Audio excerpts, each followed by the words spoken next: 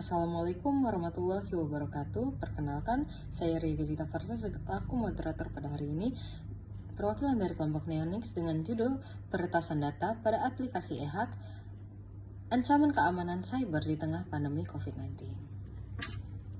Anggota kami beranggotakan 5 orang, yaitu pertama ada Lingga Putri Heriani, Dewinda Permatasari, Ria Gedita Farsya, Egy Nadifa Zahra, serta Lingga Putri Konita. Saya akan membacakan latar belakang.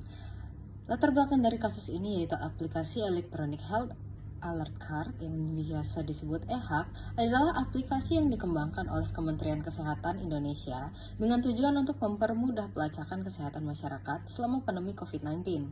Aplikasi ini mengumpulkan data pribadi pengguna seperti hasil riwayat tes COVID-19, vaksinasi, serta riwayat perjalanan. Tetapi pada tahun 2021 terungkap bahwa sekitar 1,3 juta data pribadi pengguna aplikasi ini telah mengalami kebocoran dan tersebar di internet. Data yang bocor mencakup informasi sensitif seperti nama lengkap, nomor identitas, alamat rumah, hasil tes COVID-19, serta status vaksinasi. Kebocoran ini menyebabkan kepanikan di kalangan masyarakat mengingat banyak informasi pribadi yang sensitif yang tersebar secara luas. Potensi penyalahgunaan data pribadi seperti penipuan atau pembobolan identitas menjadi kekhawatiran utama setelah kejadian tersebut. Responsi dari pemerintah Indonesia melalui Kementerian Kesehatan mengakui adanya celah keamanan dalam sistem aplikasi eHAck. Pihak berwenang segera melakukan investigasi untuk mengidentifikasi penyebab kebocoran dan mengambil langkah-langkah perbaikan untuk meningkatkan sistem keamanan pada aplikasi tersebut. Pemerintah juga menegaskan komitmennya untuk lebih memperketat pengelolaan data pribadi di masa depan agar kejadian serupa tidak terulang kembali. Lalu, ada permasalahan yang akan kami bahas yaitu satu, apa dampak kebocoran data aplikasi eHAck terhadap privasi pengguna dan kepercayaan masyarakat terhadap pengelolaan data pribadi oleh pemerintah. Juga yang kedua, apa upaya pencegahan yang harus diambil untuk mencegah terulangnya kebocoran data serupa dan bagaimana cara pemerintah memperkuat perlindungan data pribadi pengguna aplikasi eHAck di masa depan. Metodologi. Metode yang digunakan yakni deskriptif kualitatif, di mana metode ini digunakan untuk menggambarkan atau mendeskripsikan suatu fenomena yang terjadi secara akurat tanpa merubah atau memanipulasi objek yang diteliti. Data yang berasal ini bisa dari analisis dokumen maupun studi kasus untuk mendapatkan informasi yang lebih mendalam mengenai objek yang diteliti. Dan dari data yang sudah terkumpul, kemudian dianalisis dan dijelaskan untuk menggambarkan suatu realitas fenomena yang ada. Selanjutnya adalah teori. Dalam teori kita ada yang pertama ada peretasan data. Peretasan data adalah tindakan mengakses atau mengubah data tanpa izin yang dapat menyebabkan kerusakan atau kehilangan data. Kasus peretasan data salah satunya ada tindakan melawan hukum dan dapat mengancam dengan pidana sesuai dengan peraturan yang berlaku. Selain itu, sanksi juga akan diberikan untuk memberikan efek jera kepada pelaku akibat tindakan yang ia lakukan. Yang kedua, ada keamanan siber. Keamanan siber adalah upaya untuk melindungi sistem komputer, jaringan, dan data dari ancaman keamanan yang dapat menyebabkan kerusakan atau kehilangan data. Keamanan cyber adalah sebuah kebutuhan dan keharusan guna menjaga keamanan nasional di Indonesia. Keamanan cyber mencakup hubungan antara jaringan dan individu, serta objek referen kolektif manusia sehingga tidak ada wacana tentang keamanan swasta yang merupakan keamanan individu sebagai objek rujukan, melainkan bahwa wacana keamanan individu terkait dengan rujukan sosial dan politik. Selanjutnya ada COVID-19. Penyakit coronavirus 2019 atau COVID-19 adalah penyakit menular yang disebabkan oleh sindrom pernapasan akut coronavirus 2 atau SARS-CoV-2.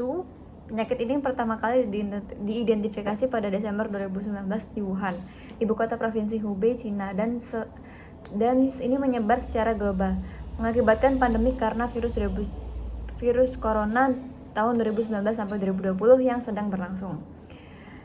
Selanjutnya, pandemi COVID-19 adalah wabah penyakit yang disebabkan oleh virus SARS-CoV-2 yang menyebabkan secara global. Pandemi COVID-19 memiliki dampak yang signifikan kepada berbagai aspek kehidupan termasuk kesehatan, ekonomi, dan sosial. Yang terakhir adalah aplikasi eHAck. Aplikasi eHAck atau Electronic Health Alert Card adalah aplikasi yang digunakan untuk memantau kesehatan masyarakat dan mendeteksi potensi penyebaran penyakit, termasuk COVID-19. Electronic Health Alert Card atau EHAC yang merupakan suatu kartu kewaspadaan kesehatan yang sudah memanfaatkan teknologi yang sebelumnya kartu ini masih dilakukan secara manual dan sekarang sudah dilakukan secara elektronik melalui scan QR code oleh pengguna perjalanan. Diperlukan adanya sebuah perencanaan sosialisasi sebelum dilaksanakan atau diimplementasikan kepada para pelaku perjalanan di bandara. Oke, halo semuanya. Di sini aku akan menjelaskan tentang pembahasannya. Nah, yang pertama ada aspek privasi yang dimana kebocoran data EHAC ini menunjukkan lemahnya perlindungan informasi pribadi pengguna. Nah, itu tuh menyebabkan data sensitif gitu ya, seperti nama, nick, dan riwayat kesehatan itu jadi terekspos. Terus, risiko penyalahgunaan itu datanya tuh meningkat karena termasuk pencurian identitas dan penipuan digital yang dimana tuh dapat merugikan pengguna gitu ya, secara finansial maupun psikologis. Nah, yang kedua itu ada aspek keamanan data. Nah, sistem ini juga tidak memiliki enkripsi yang memadai gitu ya, jadi membuat data pengguna itu rentan terhadap akses yang tidak sah gitu oleh peretas. Kemudian juga standar keamanan siber itu lemah, jadi dalam aplikasi pemerintah ini menunjukkan kurangnya pengawasan terhadap perlindungan data yang dikumpulkan dari masyarakat. Kemudian selanjutnya ada aspek kepemilikan data. Nah, yang data yang dikumpulkan oleh pemerintah ini seharusnya kan dilindungi dengan baik ya, tapi malah bisa diakses berbagai orang, terus digunakan tanpa izin dari pemilik datanya gitu. Kemudian kurangnya regulasi yang ketat dalam perlindungan data pengguna ini menyebabkan celah hukum gitu ya untuk memungkinkan kelayakan dalam pengelolaan informasi pribadi tersebut. Kemudian yang keempat ada aspek penggunaan, dari mana aplikasi ini tuh digunakan oleh masyarakat secara luas karena sebagai syarat perjalanan gitu kan, karena waktu itu masih COVID-19 sehingga kebocoran datanya ini berdampak besar terhadap banyak individu. Kemudian kepercayaan tuh masyarakat tuh jadi menurun terhadap aplikasinya gitu kan, karena pengguna itu khawatir kayak sistem lain itu dapat memiliki celah keamanan yang serupa. Kemudian yang kelima ada aspek penyelesaian sengketa. Nah, pemerintah ini akhirnya menutup EHAC ini setelah kebocoran terjadi. Kemudian pemerintah mengganti dengan aplikasi Peduli Lindungi yang biasa kita pakai gitu ya kan. Terus tetapi hal ini tuh tidak menyelesaikan masalah perlindungan data secara menyeluruh guys. Karena untuk mencegah insiden serupa ini seharusnya ada investasi menyeluruh gitu ya, transparansi dalam pengelolaan datanya. Nah, terus juga harusnya diberi sanksi gitu ya bagi pihak yang lalai dalam menjaga keamanannya. Karena sebenarnya ada dampaknya. Dampaknya itu ada dua. Yang pertama, dampak terhadap privasi pengguna, yaitu kebocoran data itu membuat pengguna itu merasa tidak aman karena informasi pribadinya dapat disalahgunakan oleh pihak yang tidak bertanggung jawab. Kemudian yang kedua, ada ketidakmampuan pengguna untuk mengontrol data mereka sendiri gitu kan. Jadi menimbulkan kepercayaan terhadap layanan digital pemerintah itu menjadi menurun.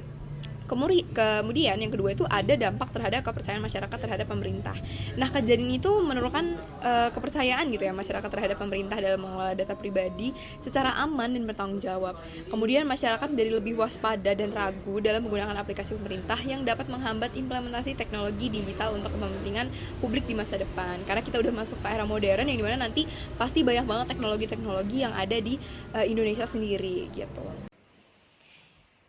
Di era digital saat ini kan peretasan semakin sering terjadi dan menargetkan berbagai sektor mulai dari pemerintahan hingga perusahaan teknologi. Nah, untuk memahami seberapa besar dampaknya, di sini ada beberapa contoh kasus peretasan di era COVID kemarin dari berbagai negara. Yang pertama itu ada peretasan data tes COVID-19 di Paris, Prancis pada tahun 2021. Peretas mencuri data pribadi sekitar 1,4 juta orang yang menjalani tes COVID-19 di wilayah Paris. Data yang dicuri mencakup nama, nomor jaminan sosial, informasi kontak, dan hasil tes. Lalu yang kedua, pada tahun 2022, Shanghai, China mengalami kebocoran data pengguna aplikasi COVID-19 juga. Peretasnya mengklaim telah memperoleh data pribadi sekitar 48,5 juta pengguna aplikasi kode kesehatan COVID-19. Lalu yang ketiga itu ada kebocoran data di Jerman dan Austria pada tahun 2021. Kurang lebih sama,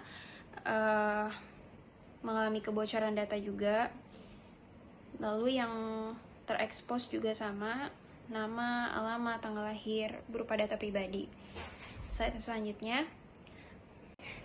ada upaya yang dapat dilakukan. Yang pertama itu setiap negara perlu memiliki undang-undang yang mengatur tentang kejahatan cyber. Seperti di Indonesia itu ada Undang-Undang Informasi dan Transaksi Elektronik atau Undang-Undang ITE nomor 11 tahun 2008 dan perubahannya dalam Undang-Undang nomor 19 tahun 2016. Di Amerika Serikat itu ada Computer Fraud and Abuse Act atau CVAA. Di Uni Eropa itu ada General Data Protection Regulation atau GDPR.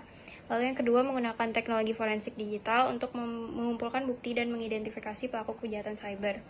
Terus yang ketiga, yaitu menetapkan hukuman pidana atau denda bagi pelaku untuk memberikan efek jera. Contohnya di Indonesia itu ada pasal 30, pasal 32, dan pasal 46 Undang-Undang ITE dengan hukuman penjara hingga 12 tahun dan atau denda hingga 12 miliar. Lalu di Uni Eropa ada pelanggaran GDPR bisa dikenakan denda hingga 4% dari pendapatan tahunan perusahaan. Yang keempat, melakukan regulasi perlindungan data. Di Indonesia sendiri telah mengesahkan Undang-Undang Perlindungan Data Pribadi atau UPDP pada tahun 2022 untuk melindungi data masyarakat dari penyalahgunaan.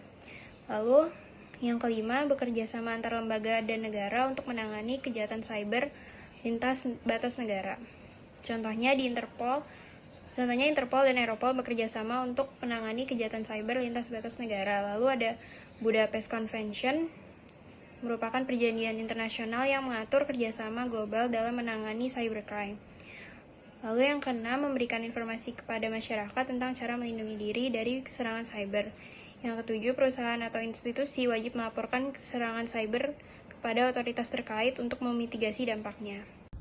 Sekian presentasi dari kelompok Neonix, kami ucapkan terima kasih. Wassalamualaikum warahmatullahi wabarakatuh.